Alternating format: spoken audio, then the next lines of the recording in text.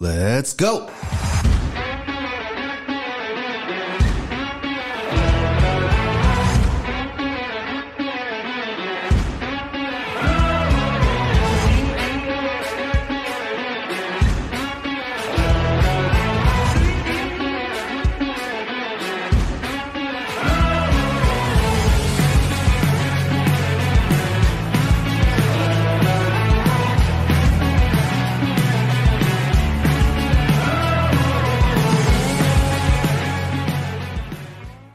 Welcome back to the Inside Lines, where we dig deeper into New Jersey politics, power, and the people shaping our future. My name is George, and today's episode is about giving voters a chance to hear from voices that may not always get the spotlight.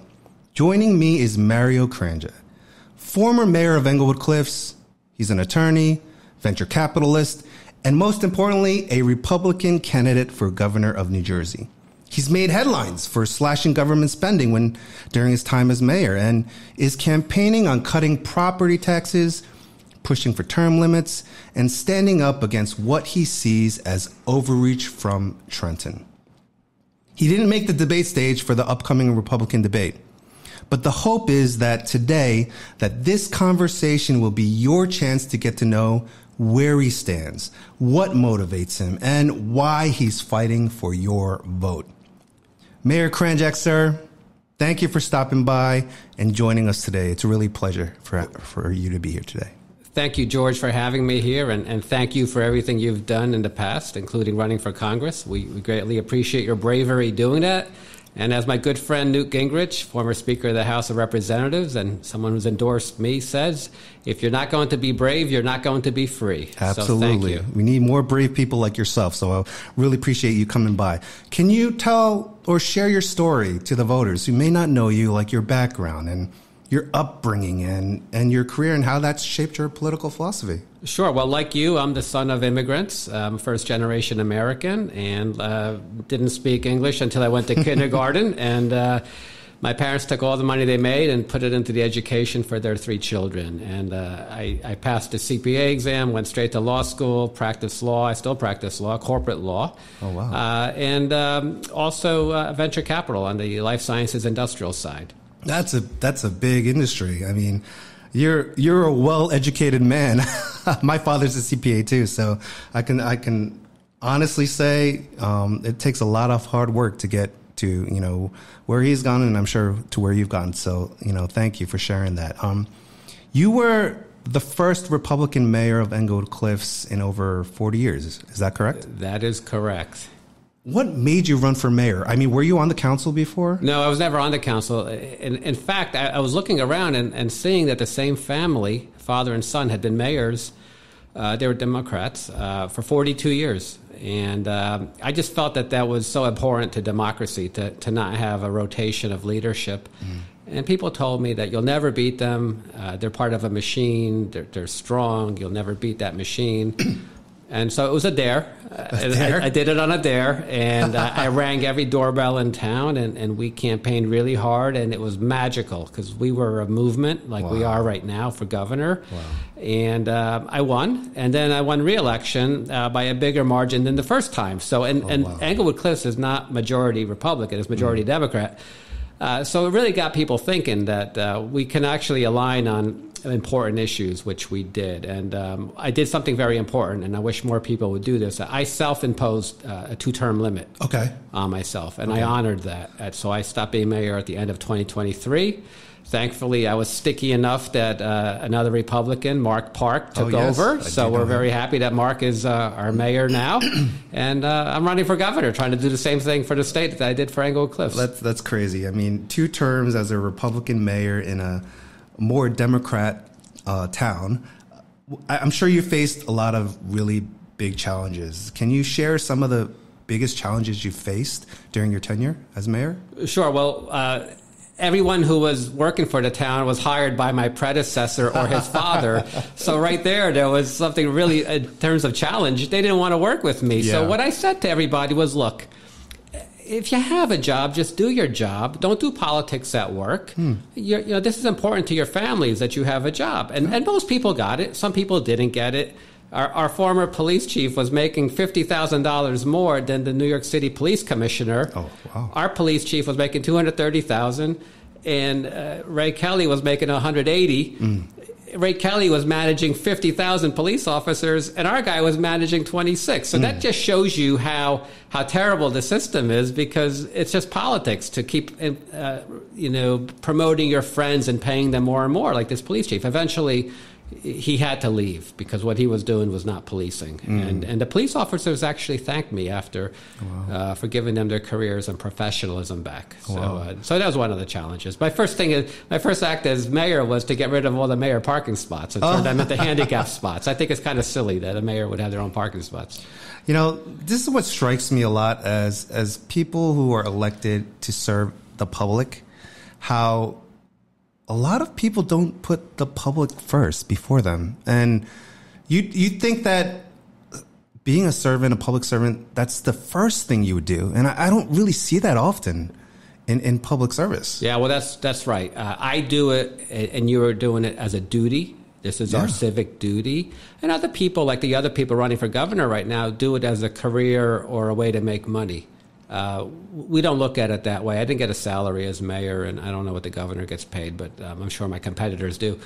It's a duty. This is America. We want the American dream for everybody. Absolutely. And that's why your parents immigrated here. That's why my parents, our parents probably immigrated from communist rule or something close to that in a sense, and they wanted the American dream. And your parents accomplished that. I think my parents accomplished that. Yeah. And I feel like that's kind of lost these days. They left a communist country to come to America with nothing, like your parents. Nothing. So, all right. So you were mayor for 2 terms. How'd you make that decision or leap to jump into the governor's race? I mean, that's not an easy decision to make. And like, how'd you decide, make that decision? And what was, like, did you have reasons? What was that specific moment that went, I need to run? So there's a culmination of items. One was at the end of January of this year, 47% of Republican primary voters in New Jersey were still undecided. And this is after one guy's been running for 9 years, lost twice, didn't fight for himself. He's not going to fight for New Jersey either. Another guy was on the radio, has been running for about a year. Both of those guys have been spending lots of money. The third guy is a never-Trumper. He's more a Democrat. And so that was one factor. The other factor was I spoke to Speaker of the House, Newt Gingrich, and some other friends close to President Trump, and they said you should jump in. And then what really, really put me over the top to run was that I was listening to all the candidates talk about what they're going to do. And then I looked at who's behind them, who's running their campaigns, who's giving them money, who are they beholden to? And I concluded that none of them can do anything that they say they're going to do. And on the other hand, I'm independent. I'm not taking anyone's money. I've done, most importantly, I've won against Democrats. I've won against the Democrat machine twice. And I've fought those battles that need to be fought to get the things that we're all saying we're going to do actually get done. And so I concluded that not only am I capable of doing it, I'm able to do it, and I've done it already. I've fought the battles, and I made promises to our constituents who voted for me, and I kept those promises. And it wasn't always easy. It was hard. It was hard on me. It's hard on my family. I don't like to get sued. I got sued 12 times as mayor. I never got sued before, right. But that's just our system. And until you really push back hard, you don't get anywhere. And that's saving the American dream. And a lot of, by analogy, a lot in common with President Trump, right? He got sued. He got impeached twice. I got censured 3 times. It becomes crazy. All we want to do is our job and our duty. And the machine, the system, the judges, they don't want you to do your job. So it's clear that you're offering a difference. Like when you compare it to the other candidates, like you've mentioned, it seems like you bring experience to the table. Like you were an executive. You were the executive of a town. I mean, it's not a huge town, but it's a town, and you had issues, and you dealt with them. You had Democrats who you had to work with, and you were able to work with them most of the time, I believe, right? Right. And if you can't work with them, you just keep at them until they turn around and agree with you. Right. Because they're weak. They're not going to fight for anything, and I will. And even though we were a small town, there's a lot of money in our town because of who's headquartered there. LG Electronics, Unilever, CNBC. But we also have the same issues that all the other towns are getting beat up by the state of New Jersey over. Affordable housing, critical race theory in schools, diversity, equity, inclusion programs, social emotional learning in schools, inappropriate books in schools, high taxes, BLM coming through town. That's Black Lives Matter come to town. I think I'm still the only mayor in America who sent Black Lives Matter a bill for police overtime, And so we had all those statewide issues that no one else was really fighting for. And we could end all of that craziness if I become governor on day one. So you mentioned a lot of things, and these are all the things that I want to touch upon. So let's start with the first thing. You mentioned affordable housing, and there are these affordable housing mandates that are affecting every town in the state of New Jersey, and is strongly against these mandates. Can you, for the average voter who may not know about what these mandates are, can you break down what the mandates are, why you believe they're hurting our communities, and what you would do differently as governor to address the issue while still balancing the real need of housing, because there is a need for housing in New Jersey? Sure, there is. So the Mount Laurel Doctrine, which is the basis for all of our affordable, quote-unquote, affordable housing, it started off as just an anti-discrimination law. And I agree that no one should be discriminated against from living wherever they could live within their means, right? This is absolute. But also the federal government ensures that. You're not allowed to discriminate. So, but unfortunately what happened was the legislature, the judges, outside interest groups, former governors, the New Jersey Supreme Court, all decided that this was a good way to make money. So they created this whole sham of telling towns how much affordable housing they should have. And then once towns get to that level, they increase the number. So it's like a never-reaching goal. You can never get to it. And what happens, though, is that the existing homeowners have to pay for all the infrastructure that goes along with it, including schools, more police.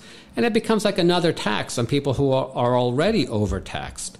So I would just eliminate this whole sham, because what happens is that on the 80-20 formula, where 80% of a builder's units are market-based and 20% are affordable housing, they make a lot of money on the 80. They use the profit from that to fund the political campaigns of Democrats and rhinos, Republicans in name only. And then those guys get reelected or elected, and women, and then they appoint the judges who keep the whole sham going.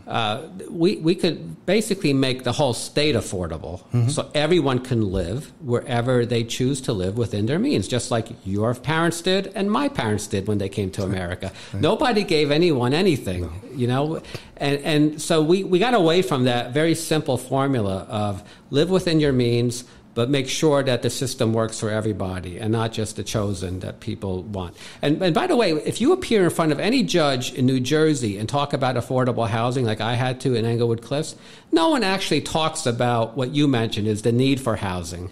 They just talk about the builders' plight where they need to make money. Right? It's all about the money, and it's New Jersey. So follow the money, and you will see who got enriched and why so many legislators have beach houses in addition to their other houses and homes in Florida and everywhere else. This didn't just happen on a legislator's salary. No. I've said this so many times on my prior episodes. Follow the money. I mean, this is apparent in government, in schools. Just a quick question. So with regards to the housing goals, do we return that power back to the local governments, the local municipalities, to make that decision on how they want to create their, or develop their communities? Yes. Okay. Yes, absolutely. And there should be no mandates. There should be no numbers, no quotas, none of that. What should happen in New Jersey is the entire state needs to go back to just working hard, educating their children, and imposing term limits, because what happens is those affordable housing laws will never change unless you have term limits, because the same bad legislators stay in office. It's crazy to see these people who've been there for more than 10 years, like 20 years, 30 years. You see this in the federal government too, where they're just career politicians. And I think the fair question to ask is, how can you make change if you have the same people in office doing the same things over and over and over again, and no one really checking them, no one really challenging them? You can't expect a different outcome from having the same people do the same thing over and over. I agree with you. So something near and dear to my heart is education. Right. You said you want, it says on your website that you want to improve education without indoctrinating students. And as someone who serves on a local board of education, I take that mission extremely seriously. But, the media and a lot of people take the term indoctrination and they put different definitions to that. Can you clarify for us what you believe is happening in our schools that qualifies as indoctrination? And sure. More importantly, what specific policies or changes would you implement as governor to ensure our students receive that strong, balanced, foundational education rooted in academic excellence? Okay, well, so just as I promised everyone that we'd have no affordable housing in Englewood Cliffs as long as I was mayor, and we didn't, so promises made are promises kept. I also promised everyone that we would have no critical race theory in school. We're not going to teach children Marxism and to hate each other and to be an oppressor or oppressed in terms of views. We're all equal, and everybody should be treated equally. We're not going to have diversity, equity, inclusion programs because they're also discriminatory, and we're not going to have discrimination. Just like President Trump is doing, we're going to just go back to common sense. Okay, and also when I promised everyone in Englewood Cliffs is we're not going to have inappropriate books in our library. We're not going to have drag queen reading hour. We're not going to have any of that. What we're going to have is education, and that's math, science, English, American history, civics. There could be some enrichment in there as well. But we're going to educate. We're not going to indoctrinate in the state of New Jersey because that's what we did in Englewood Cliffs. Now, the state of New Jersey does require all the things that I mentioned, CRT, DEI, social emotional learning, inappropriate books, to be in the school written curriculum. And we had that just like everyone is required to because the state gives it to you, but we didn't teach it. We didn't do it. And Governor Murphy would get very upset with me, right? But we're not doing it. And we're going back to common sense. And more importantly, we're reuniting children with their parents. The government is not the parent. The government is there to educate because the parents pay the government to educate through their taxes. So we are going to let parents, as we did in Englewood Cliffs, teach children life things that they want their children to know, when, if, how, and when they want them to know it, if at all. And most importantly, we're going to let money follow the child. So we're going to have school choice. And by school choice, that means that the money follows the child. So if a child, unfortunately, is an underperforming school district, they could go elsewhere and use that money elsewhere. Do you know in Newark right now, we pay about $35,000 per pupil. Yep. And there's a very, I don't know how to say this, but there's a very low pass rate in basic competence as a result of that. So no one is teaching. And we need parents to be involved. How do you, though, I totally agree with you. I think there's statistics that show that on average in New Jersey, we spend about $21,000 to $23,000 per pupil, per student. In my town, in Paramus, I did a rough calculation because we just had a vote yesterday to finalize the approval of the school budget. And the rough calculation almost came out to we spent $30,000 per student. Why aren't people more aware or adamant about having school choice in New Jersey or having that option? I know if you become governor, you'll have a tough road ahead because you'll be going against one of the most powerful unions in the state, the teachers union. How do you convince people, number one, that we need school choice? And how, number two, do you battle that that NJEA. Right. So the way you do it is you basically appeal to the teachers, and you tell the teachers, you're the most important person in this system. It's not your union boss. It's not all the administrators that they hire. It's not all the consultants that they hire. The teachers are the most important people, and we need to treat them that way. Unfortunately, they're not treated that way. Mm-hmm. They're the first ones fired. The consultants and administrators stay behind, and they keep their jobs because they're all friends of the union bosses. We need to create a meritocracy for teachers. You teach, your students do really well, you're going to get paid more. I don't mind spending the money. It's just I mind wasting the money. And don't forget, and I know you know this because you're a parent, and I had 3 children go through school, and now they're grown-ups and working. You only get to do a childhood once. Oh, yeah. There are no do-overs. No. And they should not be there to be experimented upon. They should not be there to be used as pawns between a union and a government and the taxpayers. We have to educate. And we have to get that through to our union people as well. I personally don't think we should have public employee unions. I'm with you on that. It's a disaster for everyone. Yeah. You know, the day after I became mayor, the Borough Hall employees decided that they wanted to unionize because the terrible Republican was coming in. And the day after that, they all said they had special deals with the former mayor about time off and time taken and money. And I said, I'm sorry, I can't help you with that because you're part of a union now. You go to your union representative, you know. So it was kind of silly, right? And so the unions do nothing but actually create more problems. I mean, they were there for a purpose early on, right? They were there to ensure workplace safety, fairness. We have federal laws that do all that, right? And then how is it fair that unions get to negotiate with the legislators or donate to them after they get elected? It's just not fair, you know. I mean, there's a Democrat candidate for governor who is getting all his money from the teachers union that he runs. Yeah, that right. he runs. Yeah. I mean, that's a suspect in and of itself. Okay, so that's great that you said that, but a lot of the school budget, as we know, is a big portion of property taxes. It's usually more than 50%. In some cases, it's 60, almost 65%. You said that you wanted to lower, I believe you said this, you wanted to lower property taxes 2% each year for at least, if you're for 4 years, Can you explain to us how you can do that? Because for me, you know, for me on the school board, we had to vote for a preliminary budget about a month ago, and then yesterday was our final vote for the budget. And it wasn't we have 9 people on the board. It wasn't a 9-0 vote in the beginning. It was a 5-4, and I was part of the 4, saying that, look, this is crazy. You know, we're spending so much money.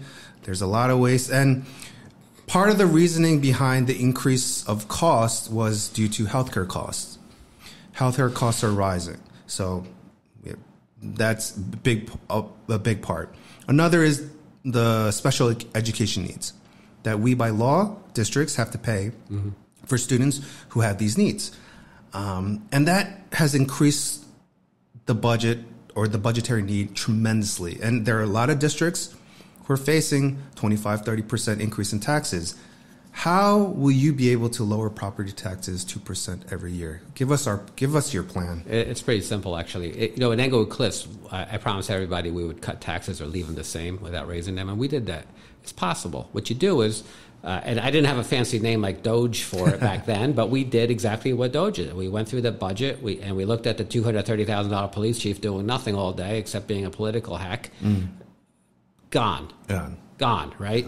You have to go through your budget and eliminate the fraud, waste, abuse, and corruption.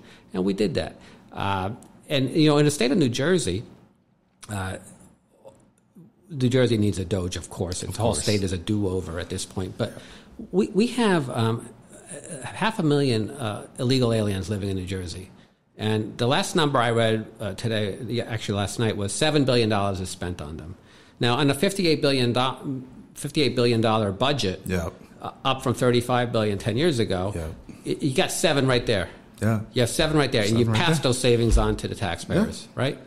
And then you could imagine if there was just $7 billion wasted on that. Where else? What else are we going to do? So on day one, when you eliminate the sanctuary state status of New Jersey and any cities that are foolish enough to do that, and any government officials who are violating their oaths of office, like Phil Murphy, some of these mayors, you will save significant sums of money because you will let the president do his job and remove these people, let them go back to their countries, apply to come lawfully.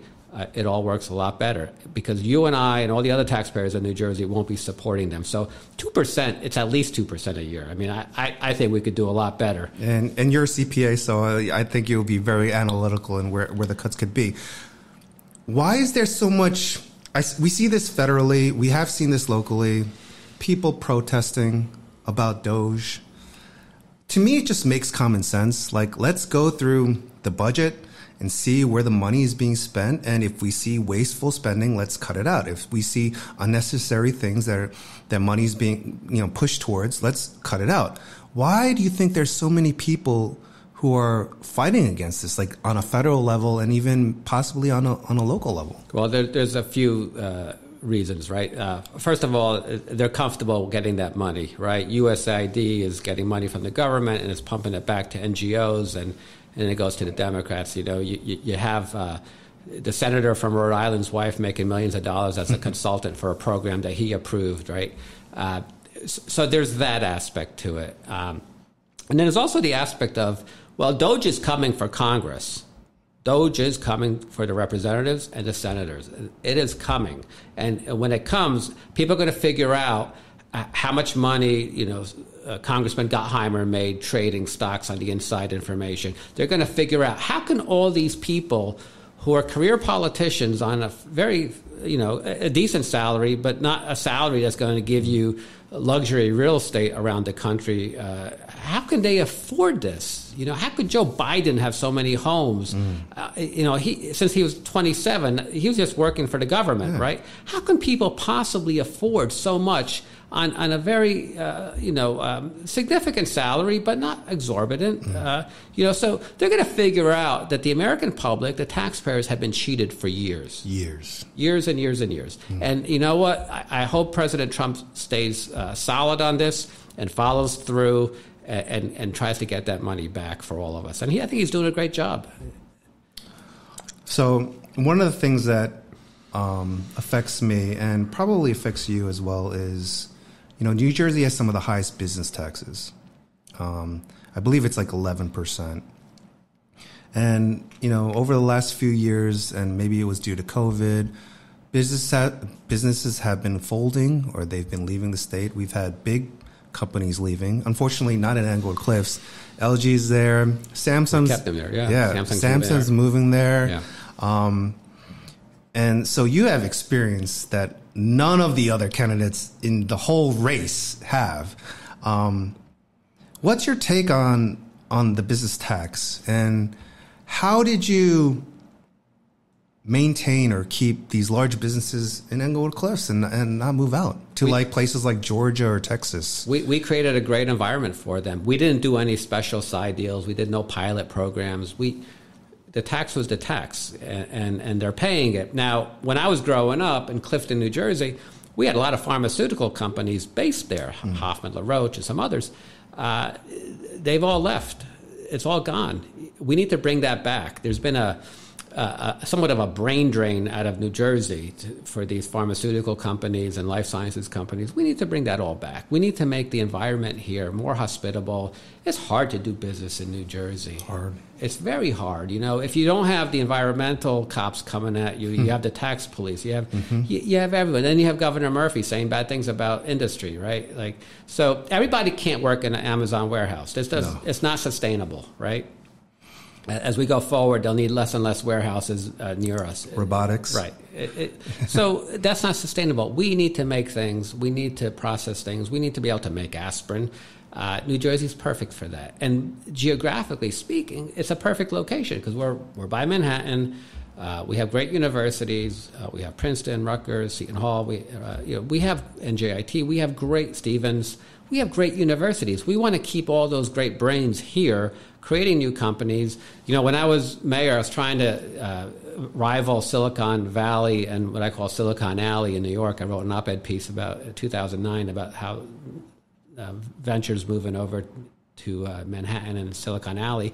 And then I was like, well, we should create Silicon Cliffs, for Englewood Cliffs, because there's no reason why we can't have a startup environment here. It's perfect. Young people starting businesses close to Manhattan. It's kind of like Palo Alto to San Francisco, right? New Jersey to New York. We should be able to do all this. And the way we do this is we basically create a sovereign wealth fund, just like President Trump's doing at the federal level, a New Jersey wealth fund to invest in these startups, not give grants. We want to actually have the taxpayers own something of significance, right? We don't want non-dilutive capital going. Right.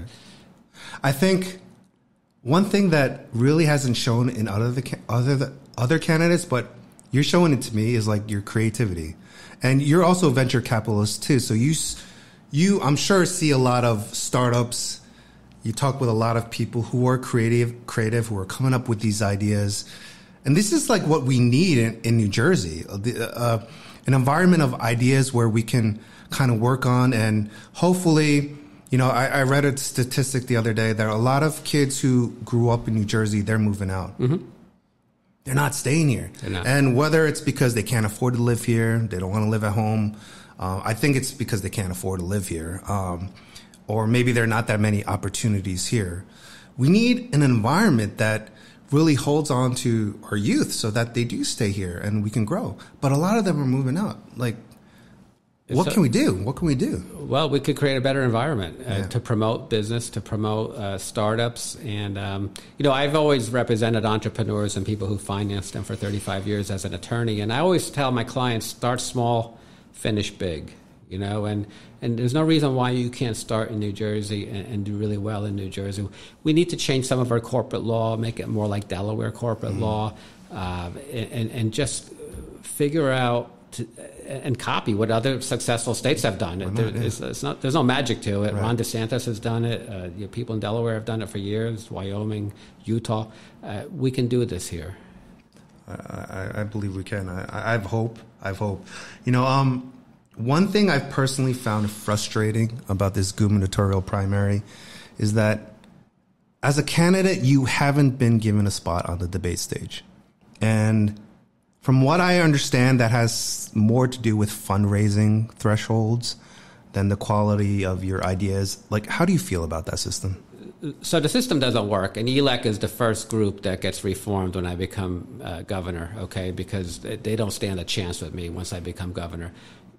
The day after I announced that I was going to run for governor, they changed the signature requirement to get on the ballot from 1,000 signatures to 2,500 signatures. And you had one less week of time to do it in. Okay? We did it. We had 3,100 signatures. One of the other candidates, Spadia, sued me to get me off the ballot because he said you can't have unaffiliated voters.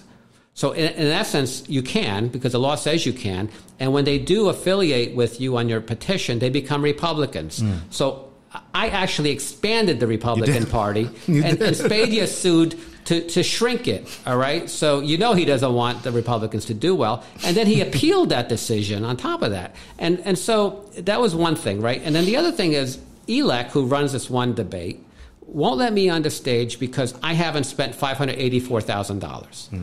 Okay, because you need, or $580,000. You need $580,000 to get taxpayer matching funds, which means that they match 2-to-1 what you raise. You don't need that much to win, to have a plurality in a primary. I will win this without that, right? But because you haven't spent the taxpayers' money, it's very illogical. Because you haven't spent the taxpayers' money, they won't let you on the debate stage. I don't even understand why they're using taxpayer money. What is the reasoning behind doing this match? I don't understand that.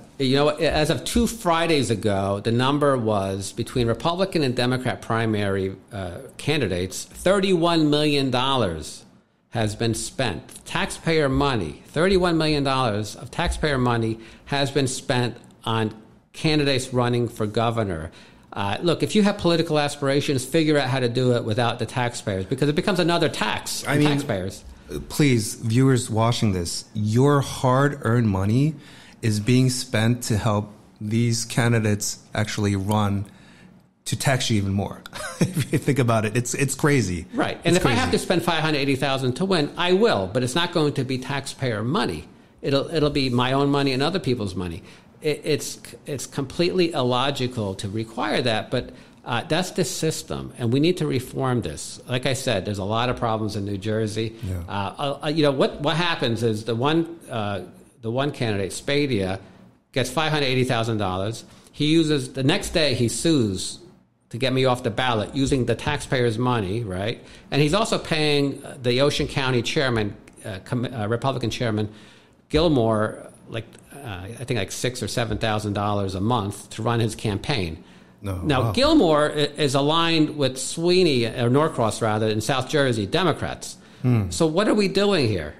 So it's not fair to taxpayers. And I'll tell you something really else. I can't go to bed taking taxpayers' money like that. And also can't go to bed knowing that there's 99,000 food insecure people in New Jersey who aren't being fed, but we have $31 million to throw at people who are running for office as political folly. We have 12,000 unhoused people in New Jersey. 1,200 veterans are unhoused. Yeah. How can you possibly take taxpayer money to support yourself? And Spadia actually pays himself a salary out of... Is that allowable?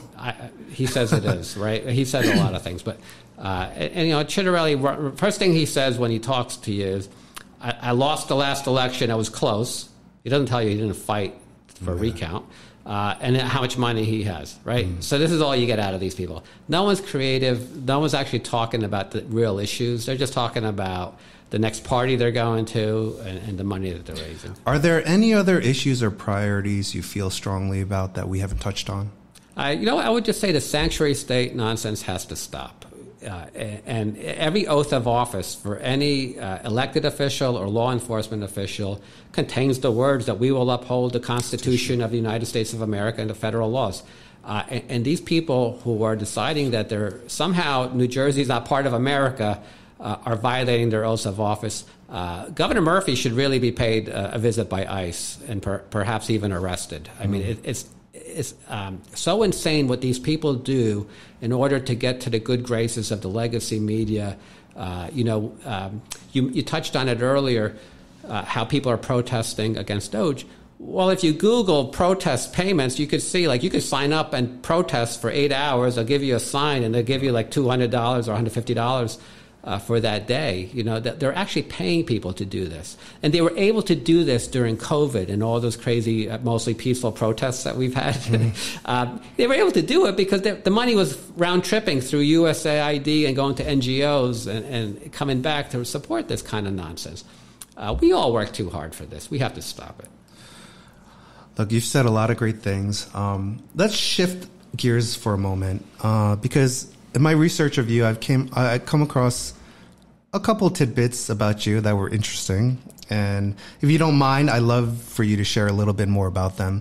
The first thing is you're a member of the Sovereign Military Order of Malta.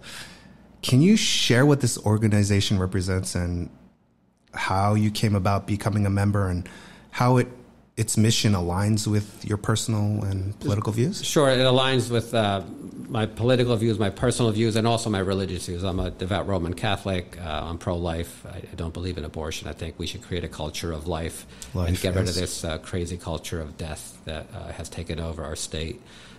So it starts back 900 years ago when a group of European merchants created the Knights of Malta to protect pilgrims going on pilgrimage to the Holy Land.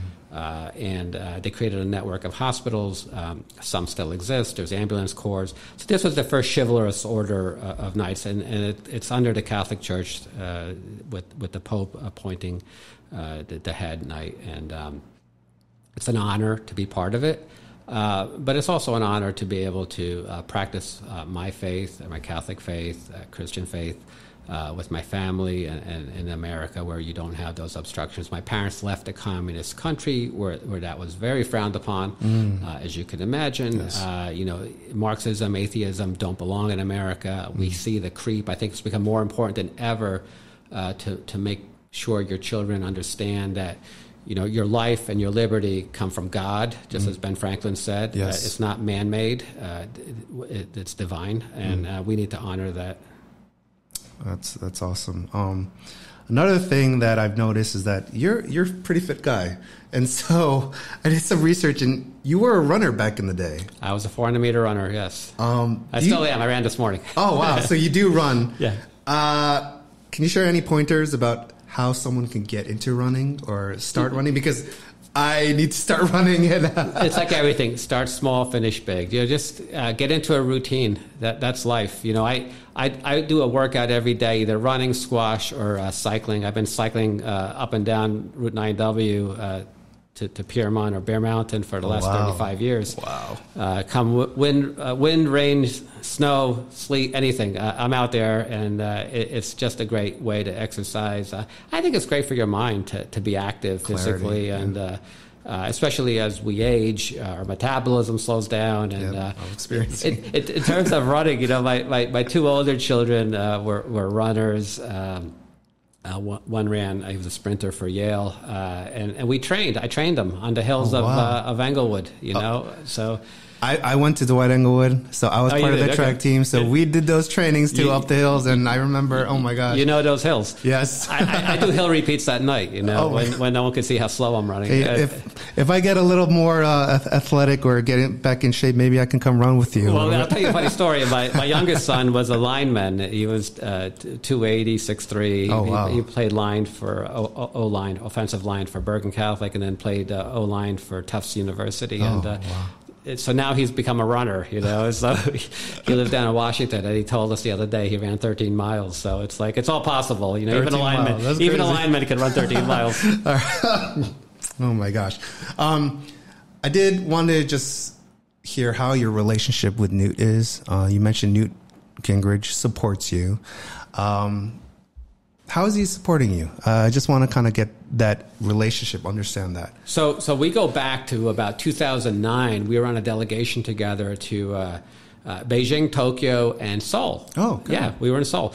We actually we had a beer with the commanding general of U.S. troops at Hilltop House in Seoul. Oh, yeah, I know that place. I've been there before. And it was the three of us, the general's wife and his yellow Labrador retriever, having the beer. And the general said, "You realize at this moment there's 30,000 warheads pointed at this house, And so we visited the Korean War Memorial. Newt's father was a veteran, and we met with the speaker of the Korean Parliament at the time. And at the time, the one president had just died and was laying in state, and all the people were outside. Honoring the person who passed away. I think he was called the Sunshine President. Yeah. But we were on the other side looking out at them, and it was a powerful moment. And what was really interesting is that at the time, and you could Google this, North Korea had sent a delegation of a few people, and we passed them in the hallway. Oh, wow. And that must have been something. Yeah, we acknowledged. We kept walking, but it was interesting. It was like powerful to be there at that moment. So there was about 10 of us in this delegation, and from that point on, Newt and I have been friends. And whenever he's done anything in New York, I've hosted it. And when he was running against Mitch Romney in the primary, I hosted quite a few events for him in New York, and he's been very supportive of me. And his wife had been ambassador to the Vatican. We visited them there under the first Trump administration. And now Newt's wife, Callista, is up for ambassador to Switzerland. Oh, so wow. A place where I love going. We wish him and her well. And he's going to be doing a few town halls with me for the campaign. I'll be sure to let you know. Do you have any scheduled right now that we can just mention for the video? I'm not sure exactly what the dates are. I know they were working on that. I think one might be next week. I'll let you know. Yeah. Awesome. Look, I think we had a great conversation today. We learned a lot about you and where you stand. So before we wrap up, is there any final message you'd like to share with our listeners or about you and what you're trying to do? Yeah, thank you for giving me that opportunity. I always start off and I always end with the same statement, which is when you look at all the Republican candidates for governor, just think about who can actually do what they say they're going to do, who's actually done it in the past. And you'll always have me at the top of that list, and I'd appreciate everybody voting for me. And you won't be disappointed. Promises made are promises kept. Hey, look, Mayor Mario Kranjac, is clearly not afraid to take bold stances and challenge the political establishment in Trenton. Whether you agree with him or not, I think you probably agree with him more. Conversations like this are essential to making informed decisions as voters. You can learn more about Mario's campaign at mario4newjersey.com. And you know what? If you've liked this episode, please subscribe, leave a review, leave a comment, a question, share it with us. And if you have a question to the mayor, please share it with us and we'll pass it along. Look, I'm a nobody. My name is George. I'm doing this just to inform you guys so that you have the information in front of you to make a well-informed decision. Thanks for listening to The Inside Lines, where we cut through the noise and get to what matters to you. We'll see you next time. Thank you, George. Thank you.